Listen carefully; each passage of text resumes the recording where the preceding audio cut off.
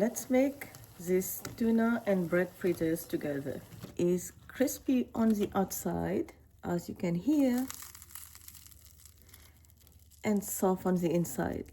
First thing we need to do is soak the bread for about 5 to 10 minutes, and then we are going to squeeze all the water.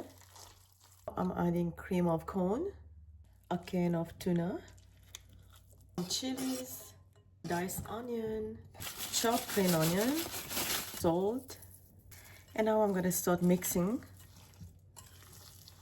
Now you can see the mixture has been combined, and even though we squeeze all the water from the bread, you can still see the moist from the bread after mixing all of these.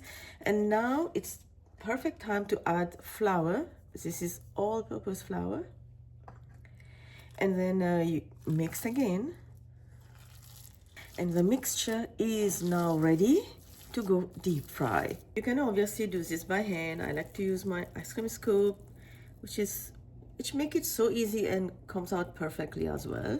And do not fill the pan at once. Filling the pan means the temperature gonna go down and the fritters is going to absorb so much oil and also not getting crispy. It's been 3 minutes. I'm gonna start moving them around with my fork so that they doesn't break. And you can also see the color on the other side. Bread and tuna fritters is looking gorgeous. Now just remove them and let the oil drain as much as possible. And then I'm gonna set it on a plate with paper towel. If you guys like this video, give it a like, subscribe, and I will see you next time with another one. For now, bye bye.